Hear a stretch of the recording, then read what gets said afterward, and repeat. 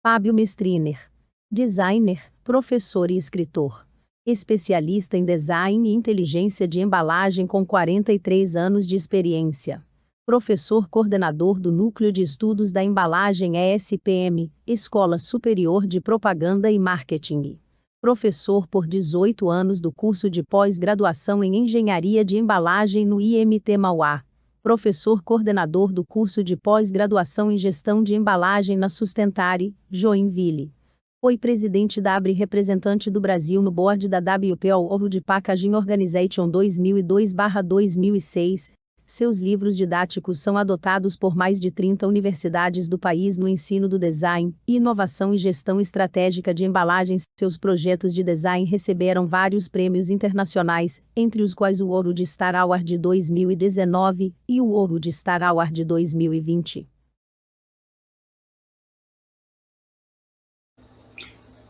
Olá, pessoal. Paulo Adair, aqui do Boas Impressões, começando mais um talk show quinzenal do Boas Impressões, no primeiro episódio da nova série falando sobre embalagem. Tá? E, como sempre, o nosso talk show é coordenado por ninguém menos que ele, o mentor desse projeto Boas Impressões, o professor José Pires Araújo Júnior, que vai nos apresentar aí o resto da mesa, e o nosso convidado especial, Fábio Mestriner. Professor, à vontade. Olá, boa noite, boa tarde, boa madrugada, boa manhã, não sei o horário que você quiser assistir. É um prazer estar com você aqui. Nós estamos também nas plataformas de podcast, nos procure por lá. E nós estamos hoje é um dia especial, nós estamos começando uma série de programas falando sobre embalagem, né? E nós trouxemos aqui o cara da embalagem, nós trouxemos o homem da embalagem, né? É um prazer enorme estar aqui com ele. E nós estamos também com o Robson, parceiraço, sócio aqui, né? Robson, é com você. Boa noite, professor. Boa noite, Paulo. Professor Fábio também. Todo mundo que está nos assistindo. Hoje, uma noite muito especial. A gente começa com o pé direito, excelente, o nosso ciclo de embalagens. Muito obrigado aí pela audiência de todos. Então, nós estamos começando com o pé direito, o pé esquerdo muito bem colocado, os dois, e fincando muito bem, porque nós estamos com o Fábio Maestrini, o mestre, o homem. Mas antes de passar para ele, preciso avisar vocês que eu vou pedir para ele falar um pouco do novo livro dele, que eu já tive aqui um teaserzinho, já estou desesperado para pegar esse livro na minha mão, já vou ver isso agora, porque está na Amazon, está em vários lugares. Então, eu vou pedir para o Fábio se apresentar e apresentar um pouco do livro, né? Por favor. É com você, Fábio. Beleza. Bom, pessoal, boa noite. Muito obrigado, Paulo, professor Pires, né, o Robson, pelo convite, por estar aqui com vocês hoje, né? Como a gente estava conversando antes do início aqui da nossa gravação, eu escrevi um livro recentemente sobre a história da impressão, né? Vou mostrar aqui rapidamente a capa para vocês. Deixa eu ver se estou mostrando certo. Esse livro, ele conta a história da escrita, da gravura... Não, desculpa, da escrita, do papel, da gravura e da imprensa. E ele narra como a escrita surgiu na Mesopotâmia, a trajetória que ela fez até chegar na prensa do Gutenberg, como surgiu o papel, também a trajetória que ele fez até a prensa, a gravura, e como que o Gutenberg recolheu essas três histórias, né, e fundiu tudo isso na impressão. É como se fosse um romance, sabe? Ele segue a história, mas ele é todo embasado, é um livro muito fundamentado, né? Eu montei uma bibliografia enorme, importei livros do Museu Britânico, do o Instituto Goethe, enfim, montei uma bibliografia. E uma curiosidade só, nesse livro é a primeira vez que tem uma pergunta simples, né? Assim, de onde veio o papel que o Gutenberg usou para imprimir a Bíblia? Então, eu entrevistei a diretora do Museu Gutenberg e ela falou que veio da Itália, né? Veio de Fabriano. E assim por diante. Então, era isso, Pires. É só um teaser aí, porque como nós estamos no programa Boas Impressões, é legal o pessoal saber que eu escrevi um livro sobre a história da impressão, né? Não, eu digo assim, você escreveu mais um livro e esse daí é sobre a história da impressão. Qual foi a editora, Fábio? Esse aqui é da M-Books. E a gente acha isso em tudo quanto é lugar, né? Tá fácil. Todas as livrarias. A Estante Virtual, o Mercado Livre, tudo quanto é lugar. Perfeitamente. Bom, vamos à nossa conversa aqui de hoje. Embalagem. Embalagem é um negócio... Agora, né, nesse período, a gente está falando aí depois de pandemia. Na pandemia, a embalagem salvou muita gente. A embalagem foi o que aconteceu, foi que estourou no país inteiro. Já era um negócio crescente, já estava crescendo. E a embalagem cresce pra caramba agora no mercado. Em alguns lugares não tem nem... Está faltando papel, até porque tem muita gente indo para a embalagem. E a embalagem é o caso que está acontecendo em Portugal, né, Paulo? Paulo entrevistou o presidente da Associação Portuguesa de Indústrias Gráficas e Papel. Apigraf, e estava falando sobre isso. Lopes de Castro, presidente. E agora, nós estamos aí com o boom da embalagem. Como é que você enxerga isso? Como é que você está enxergando este momento da embalagem no Brasil e o que você espera que aconteça daqui para frente? Bom, em primeiro lugar, a gente precisa entender que para que serve a embalagem, né? Porque muita gente pensa que embalagem está ligada só à questão do consumo. Na verdade, a embalagem ela existe para atender às necessidades e os anseios da sociedade, e conforme a sociedade vai evoluindo, a embalagem vai evoluindo também, tá? A embalagem, a principal função dela é suportar a vida humana. Então, toda vez que tem uma catástrofe, um problema, que nem a gente viveu agora, acaba acontecendo da embalagem crescer no processo todo, porque é o seguinte, a gente não consegue vacinar uma criança sem embalagem. Nós não conseguimos tomar um remédio.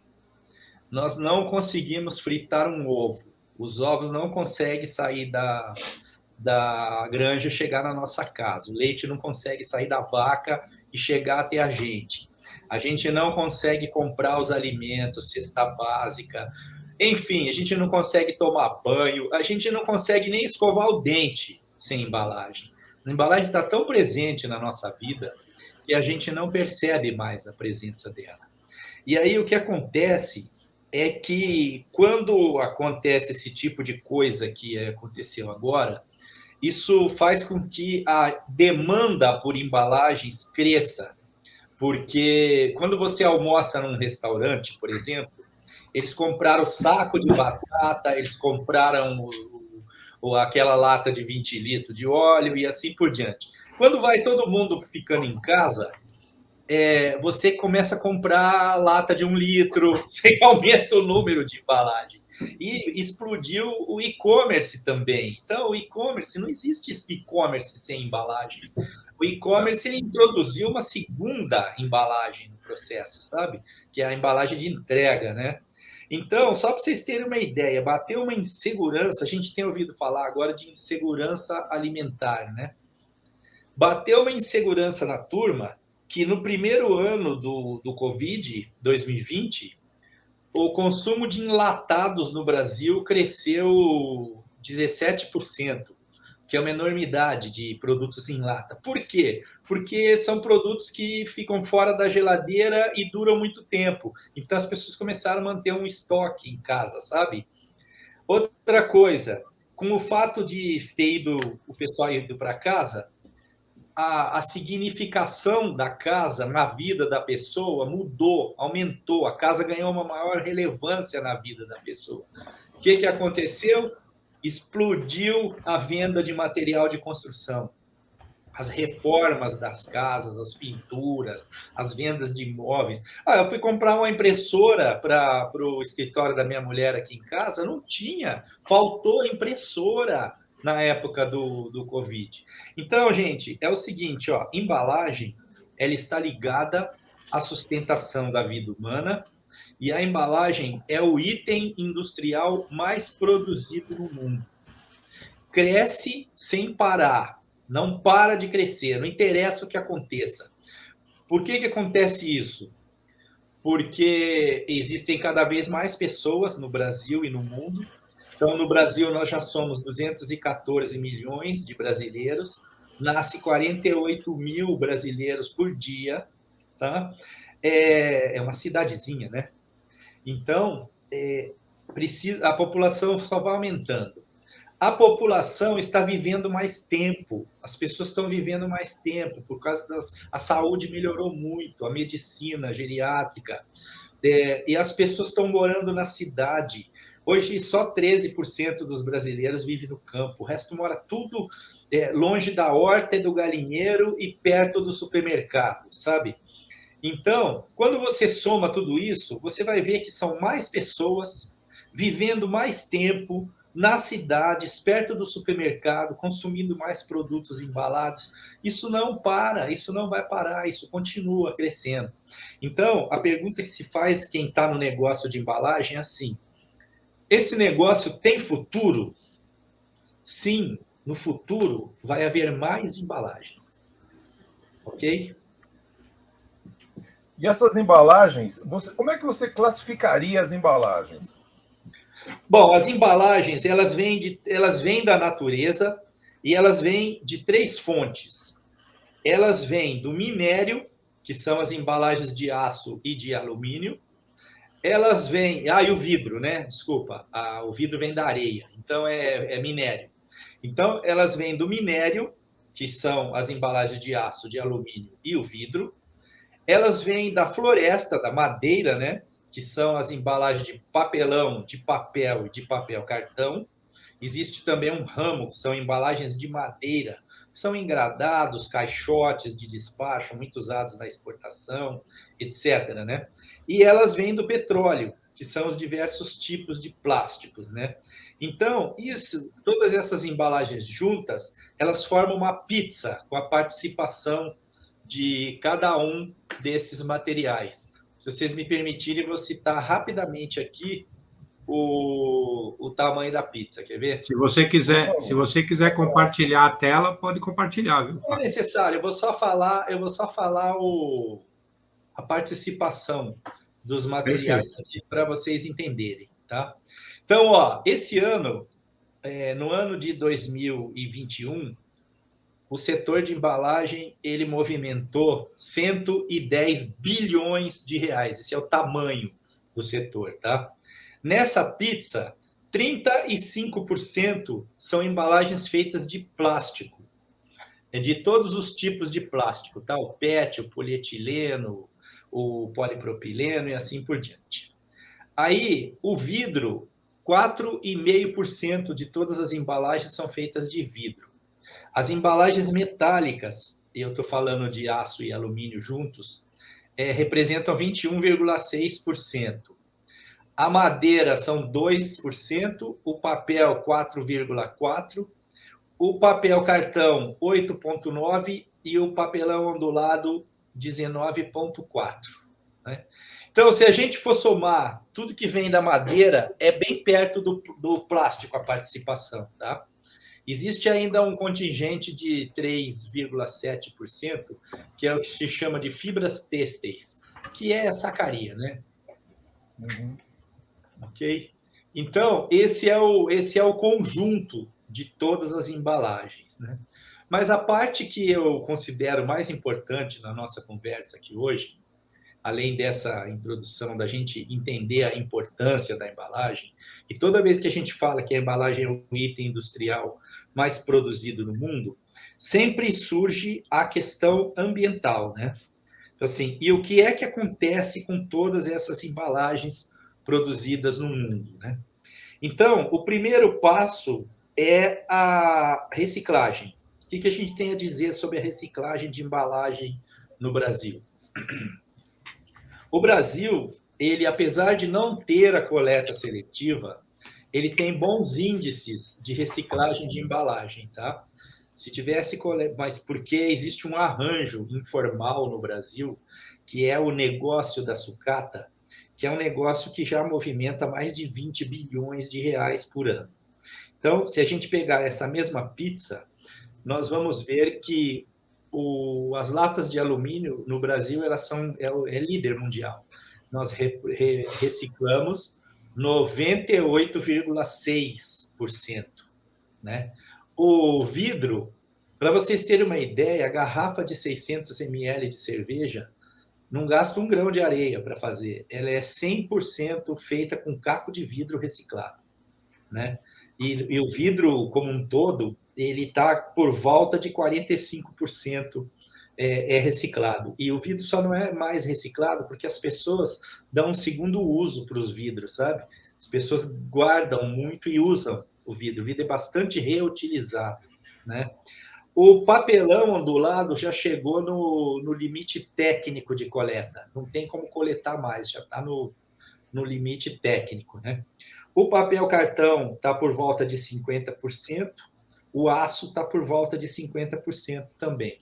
Aonde tem a maior dificuldade são nos plásticos flexíveis, os saquinhos plásticos, né? Porque tem dificuldade de saber de que material que é um, de que material que é outro, e também, como todas essas embalagens vão parar no lixo, elas acabam misturadas com o restante do lixo, elas sujam, né? Mistura tudo, e engordura e etc. E aí, a gente chega na questão do lixo urbano. Então, eu defendo muito a reciclagem, porque a reciclagem, quem tem preocupação com o que faz com as embalagens e tal, deve apoiar a reciclagem, porque a reciclagem ela gera valor, trabalho e renda para 2 milhões de brasileiros que vivem hoje da reciclagem de embalagem. Ela é uma atividade econômica. O meio ambiente é beneficiado pela reciclagem, mas na prática ela gera trabalho e ela consegue capturar um contingente da população que estava na beira da sarjeta, sabe? E que através da reciclagem eles voltam param de pedir, não vão pedir esmola, estão trabalhando, né? Começam a se inserir de novo. As cooperativas, tem cooperativa hoje, tem plano de saúde, as pessoas têm já um retorno, né, à vida normal, né? E então a reciclagem ela tem essa vantagem, ela gera valor, trabalho e renda e beneficia também o meio ambiente. Agora, aquilo que não é coletado e que não pode ser reciclado, a solução que está sendo dada no mundo se chama reciclagem energética. Não existe mais lixão, aterro sanitário nos países desenvolvidos, né? Japão, Suíça, Suécia, Portugal tem. Eles fazem usinas, e essas usinas, o que eles fazem? Eles incineram o lixo, primeiro tira todas as embalagens que podem ser recicladas, né? Por causa do material tem valor, e depois queimam o lixo e geram eletricidade. E essas usinas, elas são usinas limpas, porque elas são em circuito fechado e elas liquefazem a fumaça e a fumaça volta liquefeita como combustível para queima.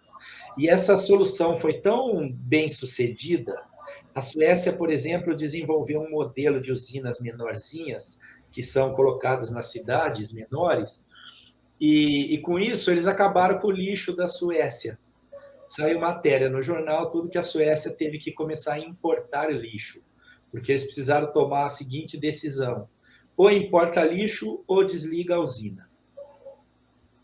Vocês entenderam? Nossa, então a solução para o problema do lixo urbano já existe, já está operacional no mundo inteiro e tal, que é a reciclagem energética, tá? Muito bem. Então, essa é uma introdução para a gente entender a embalagem no contexto da nossa sociedade, né? Agora, a embalagem ela não é uma coisa solta, né? Isso depende de um planejamento estratégico, de marketing e tudo mais que desenvolve. Você trabalha isso, né? Você trabalha isso junto da ESPM, né? Você faz um trabalho bem legal sobre isso, né? Porque é o que a gente chama da embalagem, que é o vendedor silencioso, né? Isso, é o que você falou, Pires. A embalagem ela é muito complexa, tá? Porque a embalagem que a gente encontra no mercado, ela é o resultado da ação de uma cadeia complexa e multidisciplinar. Então, não é uma questão simplesmente de você desenhar embalagem, envolve uma série de questões que estão envolvidas, né, na embalagem, na interação dela com o produto, na função industrial dela, na função mercadológica e assim por diante. Então, há 26 anos atrás, eu criei um curso na ESPM, que é o curso Design de Embalagem Método Prático. Ensina o método do desenho da embalagem, a metodologia do design de embalagem. Faz 26 anos que eu tenho esse curso lá. E esse curso ele se transformou em 2 livros didáticos, que são os livros usados hoje em mais de 30 universidades no Brasil. É o livro para o pessoal que estuda design, né? É o design de embalagem curso básico e o design de embalagem curso avançado. Então, esses 2 livros, eles ensinam essa metodologia, né? E o que eu tenho me batido muito hoje em dia é o seguinte: existe um problema básico na relação que as empresas têm com a embalagem, que é o seguinte: a embalagem, no novo cenário competitivo, ela não pode mais ser usada só para carregar o produto. A embalagem ela precisa ajudar o negócio da empresa. E a embalagem é uma ferramenta de competitividade como poucas, sabe? Ela ajuda demais o negócio da empresa.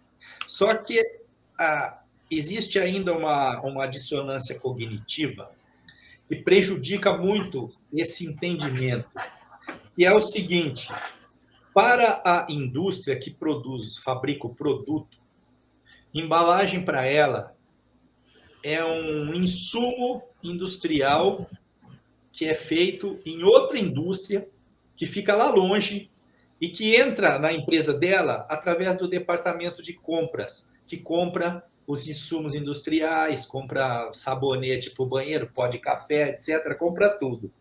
Por que a indústria entende dessa forma, a maioria? Porque para ela, produto é aquilo que ela faz, aquilo que ela fabrica. Para ela, aquilo que é o produto, né? A embalagem não, a embalagem é feita em outra fábrica, em outro lugar. Muito bem, só que quando você chega no consumidor, e a ABRE fez pesquisas aprofundadas sobre isso, tem um acervo de conhecimento fabuloso, né, sobre isso na ABRE. Quando você chega no consumidor, o consumidor ele falou em pesquisa que ele não separa a embalagem do seu conteúdo.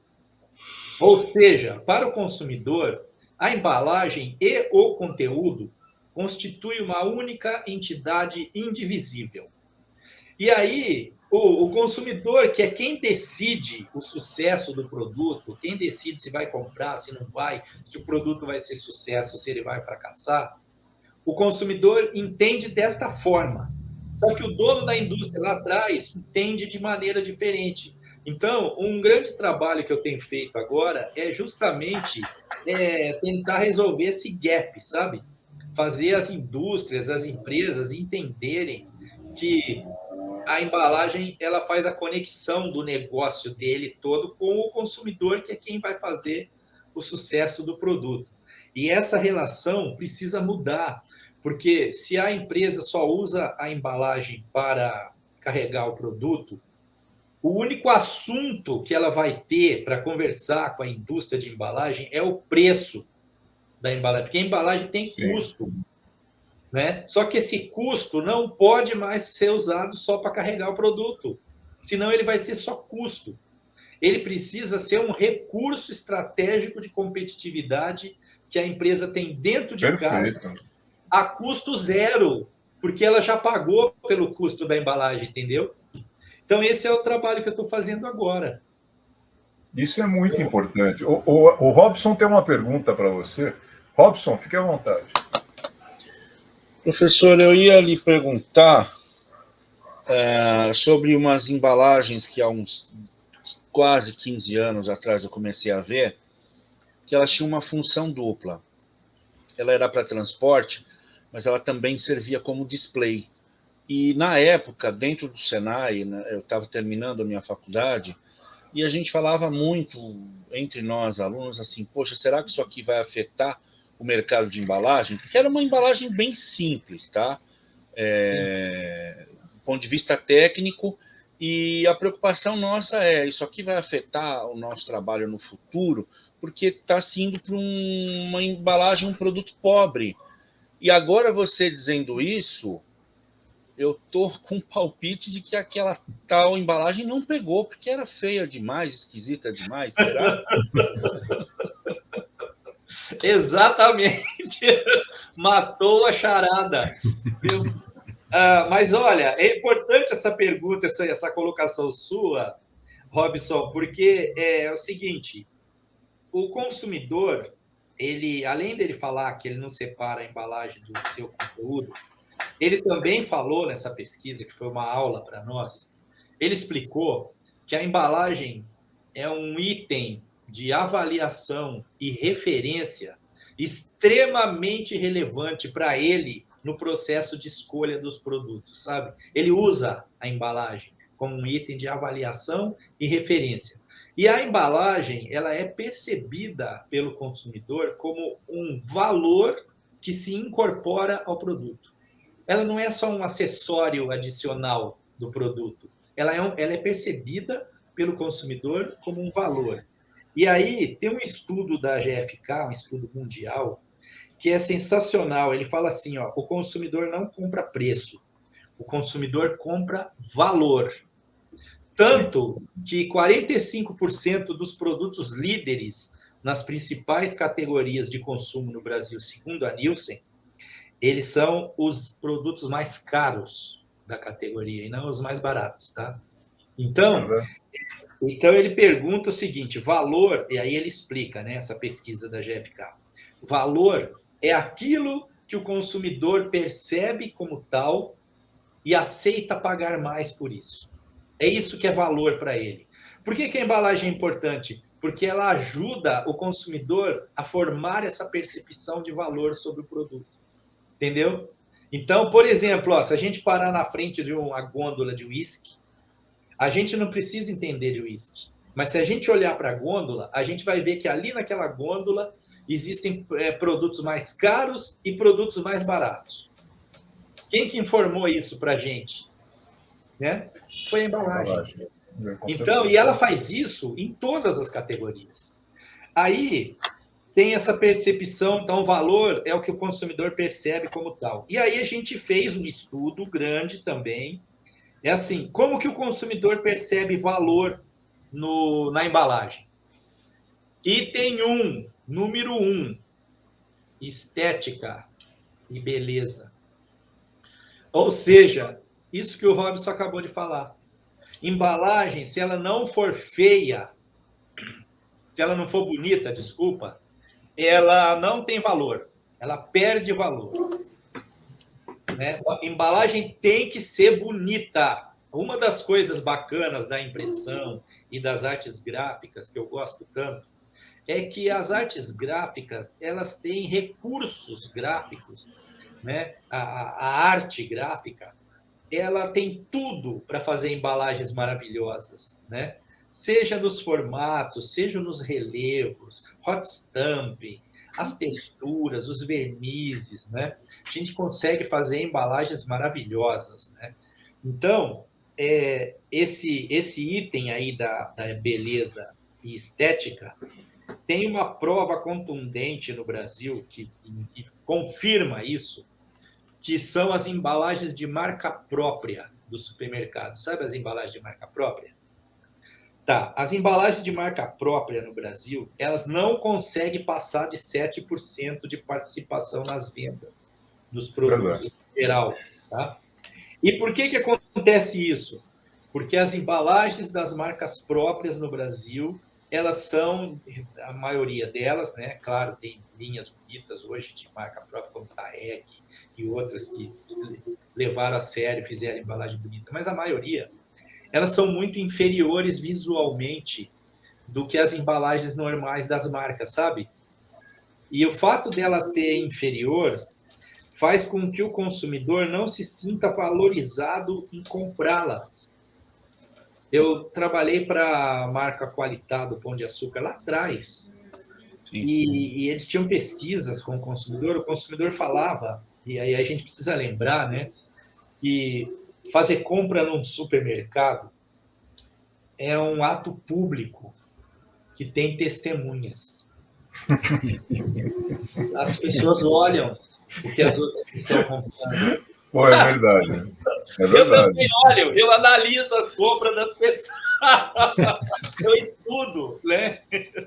Bom, aí, o que os consumidores falavam? Eles falavam que eles tinham vergonha. Quando eles chegavam no caixa com muito produto de marca própria, as pessoas olhavam para ele e falavam, esse é pobre. Sabe? Você dá um atestado de pobreza ali. Então, na Inglaterra, por exemplo, que tem as melhores embalagens de marca própria do mundo, as marcas próprias respondem por mais de 50% das vendas. Né? Na Alemanha é 53%, na Suíça 57%, até nos Estados Unidos, que é aquele mundo de consumo, a marca própria responde por 23% das vendas. Aqui no Brasil é só 7%. Né? Então, o Brasil ainda tem um desafio de fazer marca própria bonita, as embalagens, sabe? É que aqui no Brasil o pessoal compra genérico na farmácia, né? Eles não compram genérico no supermercado. Pois é, mas a marca própria no Brasil começou como produtos genéricos. Eu não sei se vocês lembram, era uma embalagem branca escrito. Sim. Sim. Eu lembro. Mas eu acho que é isso. Eu acho que é isso que ficou na cabeça genérico. Das pessoas. Sim, eu lembro. Eu acho que o público pegou essa imagem de genérico. Nós estamos, na verdade, foi um processo. Nós estamos na quinta geração das embalagens de marca própria. Então, primeiro foi a genérica, depois foi a embalagem marca da casa. Então, era assim, ó, tinha a embalagem, vamos dizer, pão de açúcar, né? Estava escrito pão de açúcar, depois vinha feijão, pão de açúcar, açúcar. Então, mas assim, todas as embalagens eram iguais, mas tinha aquela marca.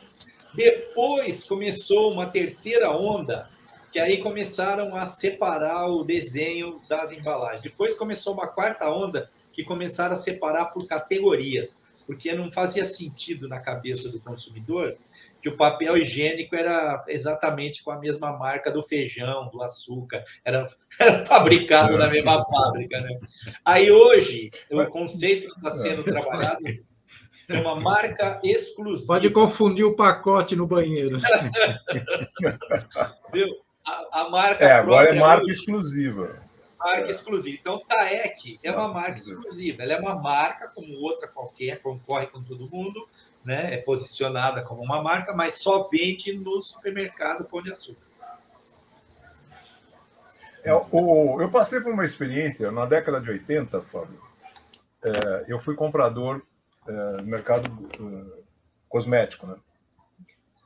E como a gente produzia tanto o cosmético de venda porta a porta, que é um grande negócio, era um grande negócio e ainda é, vende-se muito, a gente também produzia para varejo, a gente vendia para varejo. É o que maravilha, esse povo todo aí, Dona Beija, da novela Dona Beija, a gente vendia isso. E eu me lembro de um diretor nosso, que na verdade era o presidente do marketing, o Mário, que ele falava o seguinte: a embalagem ela tem que ser ótima, porque é isso que o nosso público compra. Ela tem que ser muito boa quando vai vender no varejo e ela tem que ser excelente quando ela é no porta a porta. Porque a embalagem do porta a porta, a mulher está botando a mão. Sim. No varejo, nem tanto. Mas sim, do porta a porta, ela tem que botar, ela vai pôr a mão, ela vai querer. E se a embalagem for feia, ela não vai nem pegar o produto para olhar. E era uma realidade. Olha, e esse ainda é um dos problemas da venda porta a porta, tá? As embalagens da venda porta a porta, Se você colocá-las no mercado, ao lado das embalagens do mercado, elas tomam uma surra. Ainda estão devendo, tá? As embalagens de porta a porta. Mas é a pura verdade, é o que acontece. Sim, Robson. sim, ele está corretíssimo. A embalagem tem que ser bonita. Tem que ser bonito. Professor, eu queria, aliás, professor, não que falar só professor aqui, todo mundo responde. Vai dar né? problema. Professor Fábio. Professor Fábio, eu tenho uma pergunta aqui, como a minha área é mais técnica e muito menos conhecimento dos vários processos que envolvem a embalagens, né? Eu percebi nos últimos anos, principalmente nos últimos 5 anos, uma grande evolução de flexografia, uma grande evolução das outras tecnologias que não offset. Eu me lembro, uma década atrás, que existiam grandes diferenças entre as várias tecnologias, impressão digital, flexo, offset, roto e tudo mais. Poderia falar um pouco sobre essa convergência de qualidade? Porque parece que todas as tecnologias ganharam muito em qualidade nesses últimos anos. Sim, aconteceu isso, tá? A tecnologia de impressão que mais evoluiu nos últimos tempos foi a flexografia, tá? A flexografia evoluiu muito por introdução de novas tecnologias, como os polímeros, né? O ponto quadrado, o ponto geométrico, o anilox. Então, houve uma evolução muito grande nessa tecnologia e a flexografia evoluiu muito. No caso do offset, a offset já tinha uma qualidade muito próxima da melhor que ela pode chegar, né? Mas os equipamentos evoluíram assustadoramente. Eu trabalhei num projeto agora com a Heidelberg, fiz bem um treinamento para eles lá, e é impressionante o recurso que tem as impressoras modernas, né? E a rotogravura também evoluiu muito, né? Então, todas as tecnologias de impressão, elas estão evoluindo. Só que o grande desafio agora, e é onde está todo mundo trabalhando, é o desafio das tiragens menores, porque as tiragens estão cada vez mais fragmentadas, né?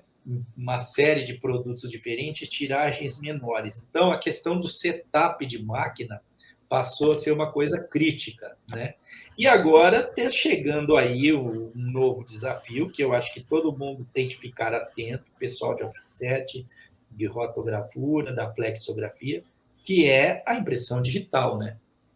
Porque a impressão digital, ela traz duas coisas interessantes aí, que é as baixas tiragens e a rapidez do setup, né? Então, ela está chegando num custo hoje, para você ter uma ideia, que eu já vi empresas que estão estudando substituir os equipamentos de impressão tradicionais por impressão digital na indústria, não é na prestação de serviço, sabe? Porque na prestação de serviço já né? Entendi. Robson. Legal.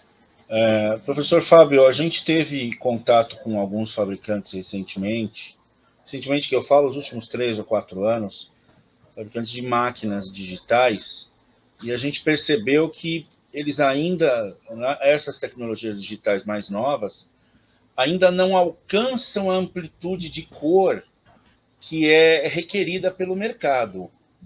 E aí, eu queria lhe perguntar o seguinte, do ponto de vista do design, todos os anos, a Pantone lança um catálogo novo, a cor do ano, a cor ou as cores novas, e agora eu falo pelos gráficos, a gente tem que suar a camisa para correr atrás e conseguir dar conta disso, de acompanhar. Será que em algum momento todo mundo vai conseguir sentar na mesma mesa para conversar isso e facilitar a vida, porque alguns requisitos, professor, eles são quase inalcançáveis, ou eles encarecem muito o processo de fabricação, de impressão. Será que em algum momento a gente consegue juntar todo mundo para isso ficar mais... A minha visão sobre isso é o seguinte: está havendo uma corrida, né?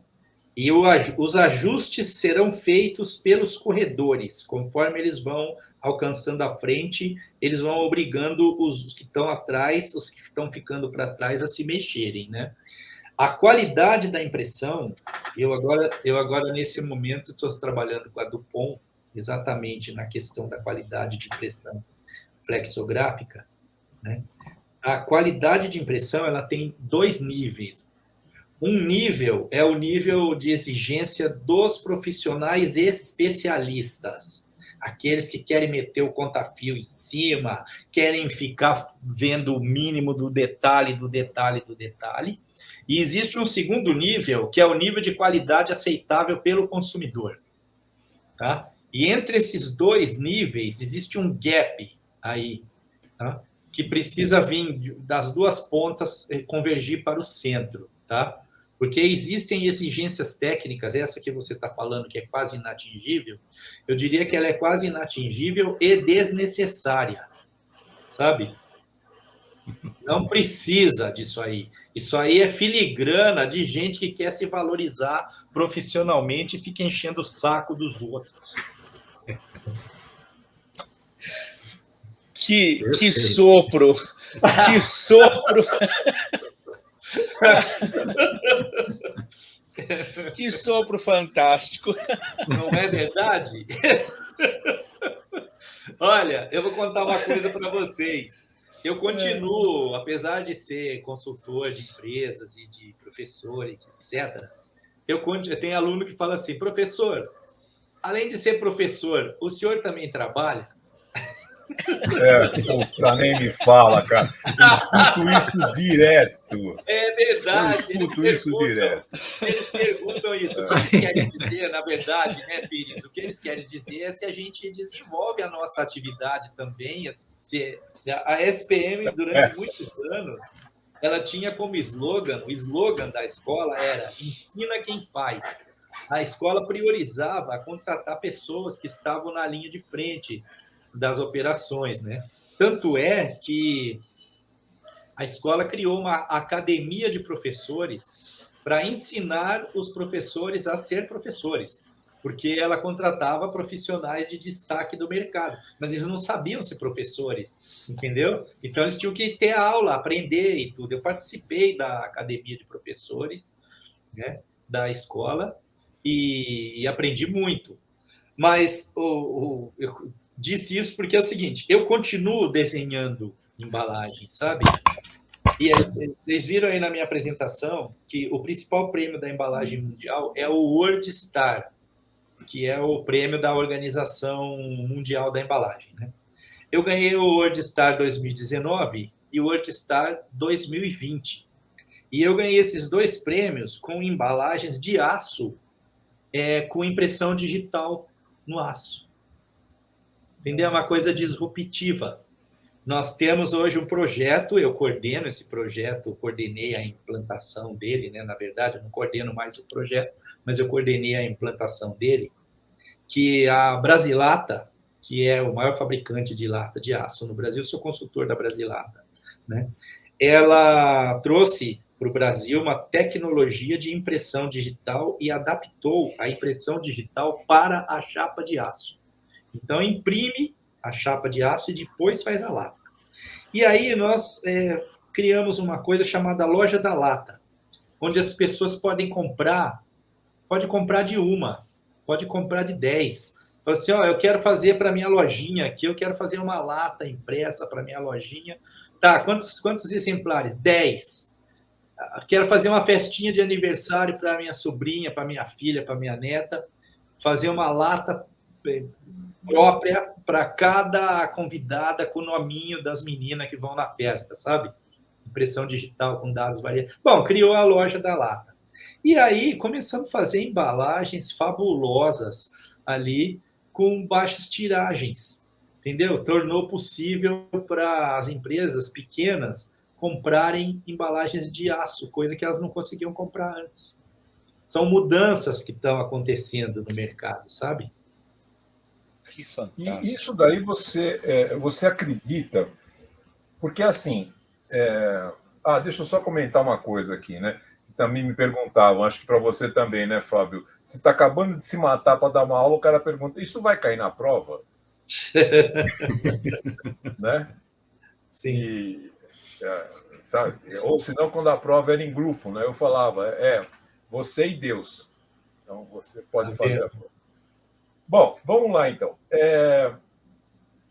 Como é que você enxerga isso? Essa parte de embalagens vem crescendo muito, designer de embalagem vem crescendo muito. Me lembro de um trabalho que foi feito junto com um professor da USP, da Poli, que eram umas coisas muito loucas de embalagem, não sei até se isso foi para frente ou não, mas assim, ela era uma embalagem que você colocava, ela era impressa com uma determinada tinta, e você colocava ela no meio magnético numa prateleira, numa gôndola, que tinha um meio magnético, uma energia, e ela brilhava. Isso daí é uma evolução? Você acredita que isso vai acontecer? Porque eu nunca vi isso aí funcionar. Não, isso é uma embalagem display, né? Isso aí é uma embalagem display. A função dela é funcionar como display dela mesma, né? Exatamente igual às embalagens que são embalagens display de loja, que viram um expositor dos produtos, né? Aí nós estamos falando das caixas de embarque, né? Hoje, o que tem de tecnologia, de coisa diferente acontecendo na embalagem, no mundo, é um negócio fabuloso. Com a internet fica circulando, tem grupos na internet circulando embalagens fabulosas, embalagens fantásticas, de tudo que é jeito, sabe? Só que é o seguinte, esses são embalagens de nichos, são cases de marketing, né? Porque aonde está o foco mesmo do trabalho são nas embalagens de uso diário, né? Aquelas que atendem às necessidades das pessoas, né? Lembrando que é para isso que a embalagem existe, né? Que é para atender às necessidades e os anseios, né, da sociedade. Então, muitos alunos me mostram, professor, olha que embalagem legal, que sensacional. É legal, mas são nichos, né? São muitas embalagens lindas, maravilhosas que eles mostram, são embalagens conceito, são embalagens que nem vão para o mercado. Sabe aquela história de carro conceito que eles apresentam nas feiras? Tem muita embalagem legal, sensacional, que são embalagens conceito. Porque até chegar no mercado mesmo, como mainstream, né, vamos dizer, demora, é complicado. Entendi. Eu acho que o Robson tem mais uma pergunta, né, Robson? Nós estamos quase acabando aqui já. Tá, depois me pergunta alguma coisa sobre embalagem para o e-commerce, que eu quero falar um negócio importante. Vamos perguntar, sim. A próxima pergunta, depois do Robson. Eu ia falar justamente disso. Essa Casa da Lata. Loja da Lata. Eu ia pedir para você falar mais disso, por exemplo, porque eu achei disruptivo a ideia. Tem um site, Fábio, tem um site? É um site de e-commerce. Você entra lá e compra. Loja da Lata. Loja da Lata. E a grande, olha, eu tenho falado muito para a indústria, não é só para a Brasilata. Eu fiz um trabalho por uma empresa chamada Tradipauch, que hoje chama Gualapá, que foi comprada pela Gualapá. Eles montaram um esquema para vender uma caixinha com 500 pouch entregue pelo correio. Então, está havendo movimentos. A Klabin abriu uma loja para vender caixa de papelão no Mercado Livre. Sabe? Ela abriu uma startup, montou uma empresa. Então, hoje, um movimento que está acontecendo na indústria é a indústria procurar dar acesso à pequena empresa e aos pequenos empreendedores a embalagens que antes eles não tinham como comprar, entendeu? Então, esse movimento é um movimento muito importante, porque o Brasil tem milhões de pequenas empresas. Sabe, essa Loja da Lata atende um mundo de pequenas empresas de tudo quanto é coisa do Brasil inteiro. sabe? Essa Tradipausch, o ano passado, ano retrasado, se não me lembro, eles atenderam 1.600 empresas, eles venderam para 1.600 empresas, entendeu? Então, esse é um movimento que está acontecendo e que a indústria de embalagem... outra coisa, para nosso segmento aqui, que é o segmento de gráfica, né?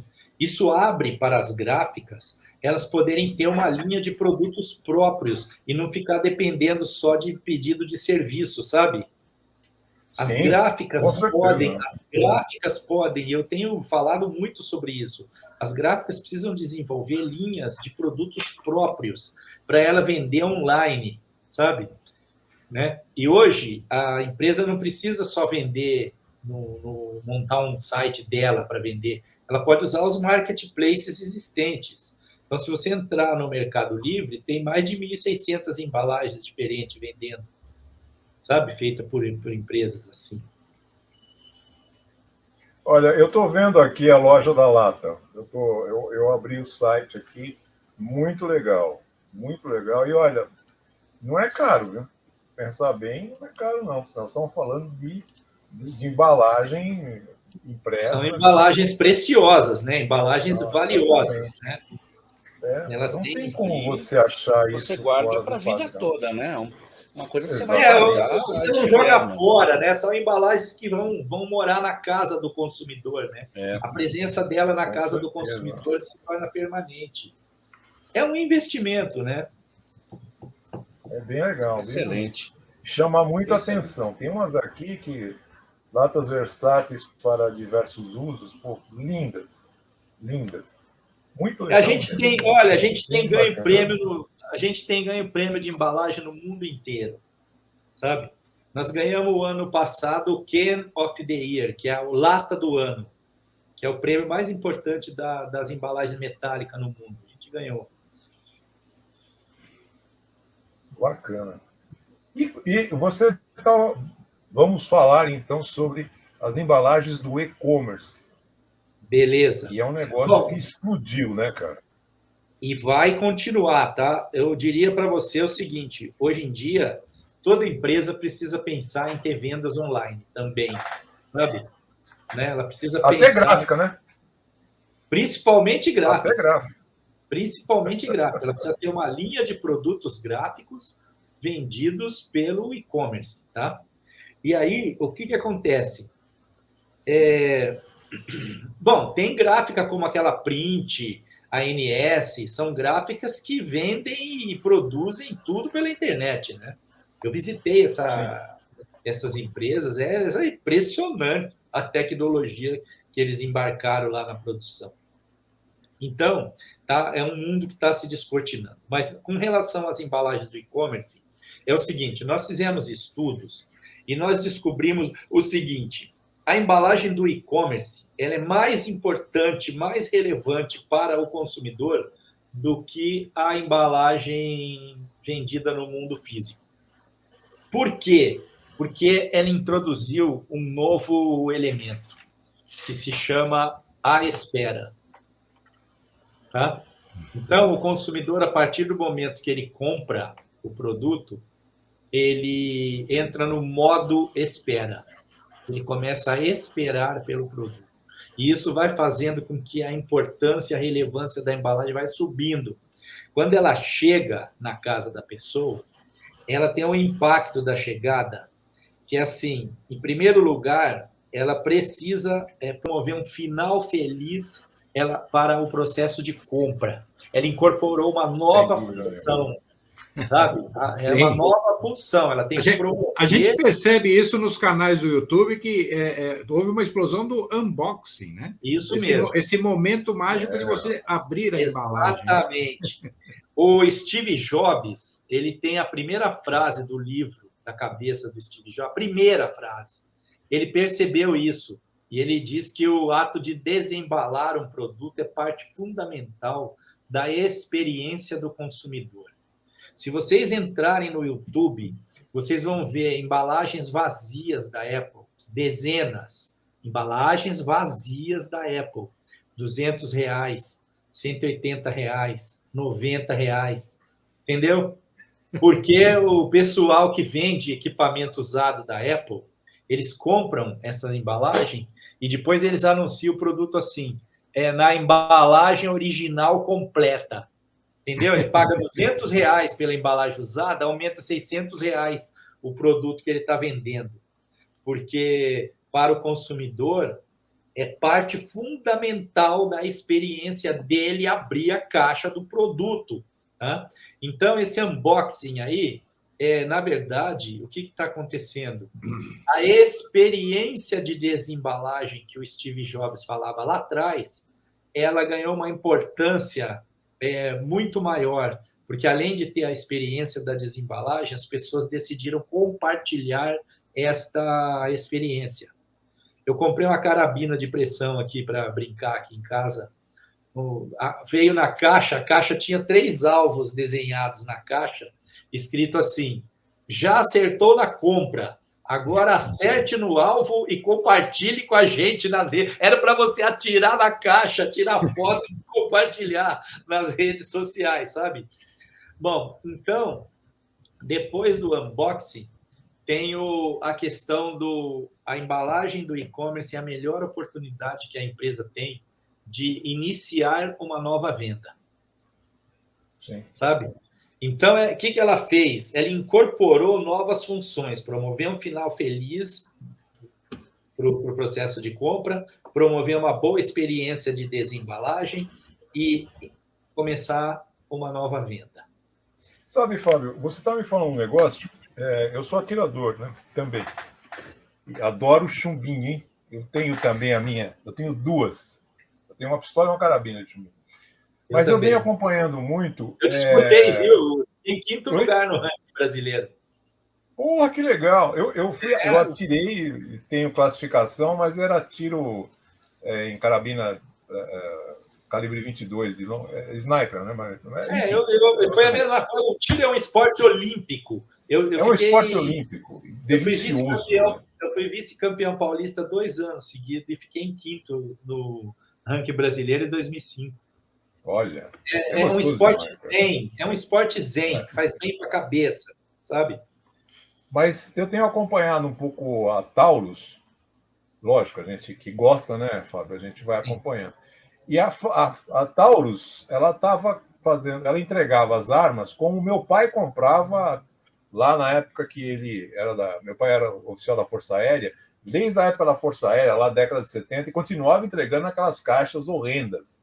Sim. Há pouco tempo, com essa história de você fazer um box de arma e você poder comprar a arma hoje via internet, o cara te entrega a arma em casa, a Taurus fez uma mudança enorme na embalagem dela, porque era o que mais se reclamava, era a embalagem. A embalagem era horrenda, era horrível, era um negócio mole, estranho. Hoje, as armas Taurus, principalmente as pistolas, que são as coisas mais novas deles, chegam em uma caixa rígida de plástico, com travinha, com isso e com aquilo. Eles mudaram muito essa relação, porque era o que mais reclamava. Se armas você... à parte ou não, é a embalagem que importa, né? Porque é o seguinte, se você já sabe que a espera faz com que a importância da chegada do produto aumente, imagine o que é a chegada de uma arma, não é? Sim. E por si só já é um produto muito relevante, né? Sim. E nós já estamos chegando, Fábio, a gente nunca consegue fechar em 1 hora, nunca. Isso aqui não faz 1 hora, a gente está mais de 1 hora, na verdade, falando, né? E se deixar, vai a noite inteira, porque o assunto é delicioso, né? É uma coisa muito gostosa. São visões que a gente tem, e a sua visão é muito interessante, porque você convive o seu dia a dia com isso, né?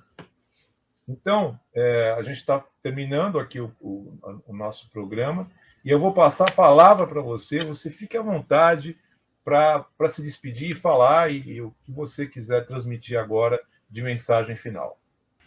Senhores, muito obrigado por acompanhar a nossa live, nosso trabalho. Professores Pires e Fábio, obrigado pela presença, pelo compartilhamento. Paulo, nosso homem da tecnologia, obrigadíssimo, obrigado a todos. Eu adorei demais fazer isso aqui.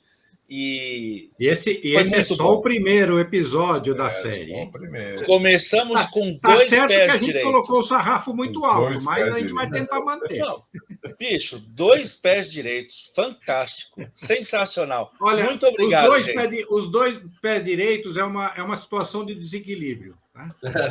2 sacis. Tá bom. Obrigadíssimo, gente. Prazer, valeu. Robson. Obrigado, prazerzão. Manda uma mensagem para mim, tá bom? Mando, obrigadíssimo. Valeu. Tá bom. Ô, Fábio, eu vou mandar também, porque eu estou interessado com essas informações. Mando. Bom, em primeiro lugar, eu quero deixar aqui o meu agradecimento pelo simpático convite de vocês, pela oportunidade de trocar ideia, conversar com pessoas tão qualificadas, tão experientes, tão bacanas que nem vocês. Estou me sentindo em casa aqui, viu, Paulo? A ideia é essa. A ideia é essa. Então, a ideia é um happy hour sem álcool, ou com álcool gel, né? Então, eu só queria finalizar, porque eu sei que o Boas Impressões atinge muito a indústria gráfica, né? Então, eu tenho uma mensagem importante para a indústria gráfica, que é uma coisa que eu tenho trabalhado bastante, que é o seguinte: está havendo uma grande migração na indústria gráfica para o segmento de embalagem. Há muitos anos atrás, uns 5 anos atrás, 6 anos, 17% das gráficas no Brasil faziam embalagem.